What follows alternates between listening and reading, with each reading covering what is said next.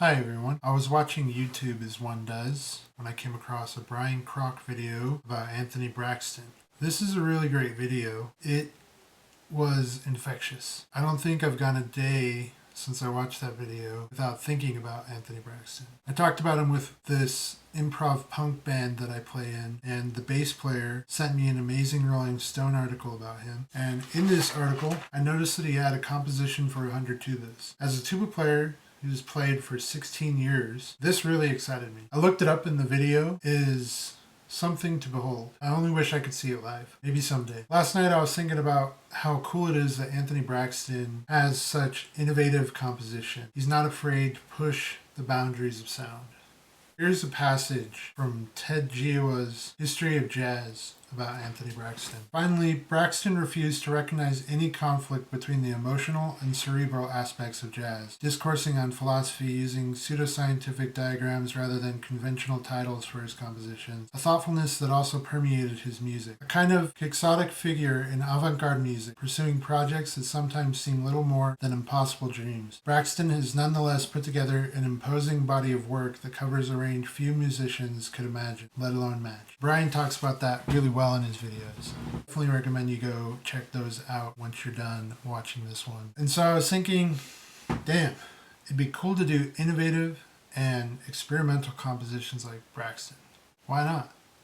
Why not do innovative and experimental compositions like Braxton? That's when I came up with the idea to write 100 Tubas No. 2 in dedication to Anthony Braxton and Napalm Death. Why Napalm Death? Napalm Death is a death metal band famous for their world record song that lasts for 1 second called You Suffer, recorded in 1987 from their first release. It took Anthony Braxton 35 years to get together 100 tubas to perform his composition. I don't want to wait 35 years. So I'm going to record all 100 parts of myself, and I'm going to make the song short, possibly shorter than the world record shortest song. In this composition, there are 50 tubas playing a pedal C, which I believe is the lowest note on the piano, an 88 key piano. There are going to be 25 playing the C above that, 15 playing the C above that, and then 10 tubas playing middle C. I'm not going to wait 35 years to hear this piece performed, so I'm going to play all of the parts by myself, and it's possibly going to be shorter than the world record shortest song. Some concerns that I have for the process. Layering 100 tuba notes on top of each other is probably going to be really loud, maybe unlistenable. So I might have to lower the volume of all the sounds, but wow, it finally started clipping at 95. 95 layered tubas will clip.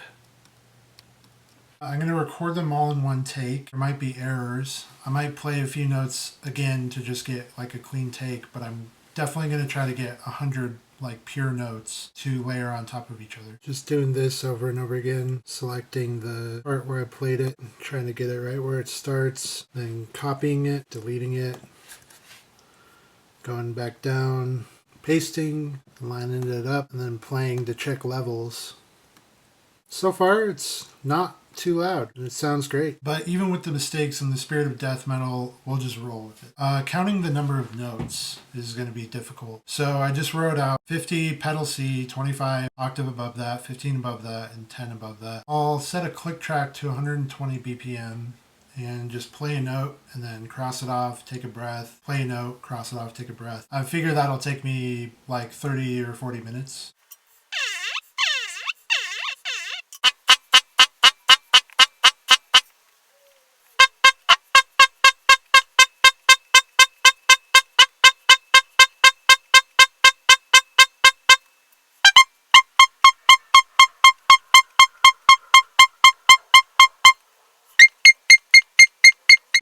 It actually took a lot less time than I thought it would. It took about 15 minutes, or no, it took about like 7 minutes to record all of that. Here's where I think the tedious part is going to come in. Layering them all on top of each other and seeing how that sounds. I have to create 100 separate audio tracks. Whoopee. There's actually a pretty easy way to do that. I just hit Command T and spam that 100 times. There's 100 or so takes of the tuba. The final one.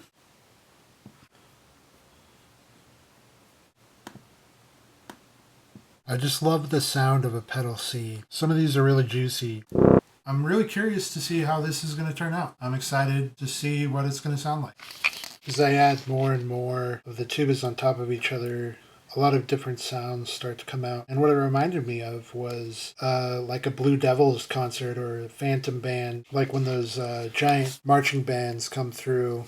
I forget what they call them. They're just like these big marching bands that put on these amazing shows. And they usually have like 20 tubas and like 20 euphoniums and trumpets and a whole drum line. And it's an amazing experience to see. They play in these big stadiums. And I thought, man, that would be cool if Anthony Braxton wrote something for them. Maybe he did.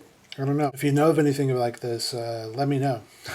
You should watch some of their warm-up videos. They're really cool. I'll link some in the description. Without further ado, I present to you 100 Tubas number 2, dedicated to Anthony Braxton and Napalm Death. Well, how do we feel about that? How do you feel that it turned out? Someday I'd like to make an extended version of this. Maybe I'll call it Tuba 101.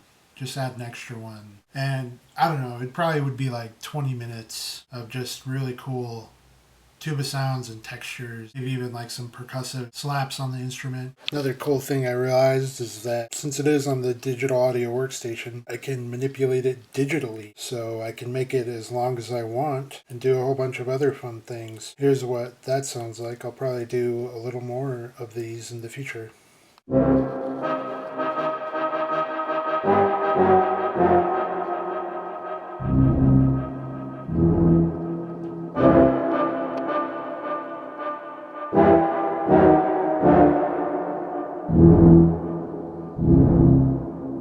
In that video of the composition number 19 that Anthony Braxton did, it looks like a really cool experience, and I wonder how I would be able to organize something like that.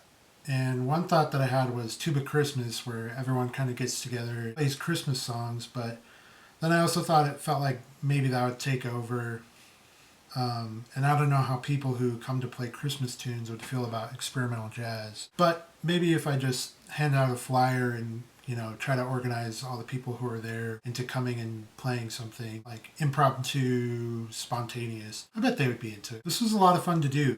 Tedious at times. I'm really glad that I can hear my idea now. I wonder if this digital audio workstation DAW technology was available back when Anthony was first doing his stuff, if he would utilize it. I wonder if he's utilizing it now. I think it's amazing that we can have an idea, hear it pretty much fully executed just with the help of our DAWs. It's not as good as live, really, but it's like a good way to make like a demonstration of what you want to hear. Even though there are limitations, like 100 tubas layered in a DAW is just not going to sound as good as 100 tubas in a room. The sonic magic of that. But it's still cool to have a way to express your ideas and carve them out. Thanks to everyone for watching. Go ahead and like this video if you enjoyed it. Subscribe and hit the bell because I'm going to be coming at you with more fun and experimental videos like this. I'm probably going to do a review of this book. I really enjoyed it. As you can see, many great notes. I look forward to making more fun videos for you.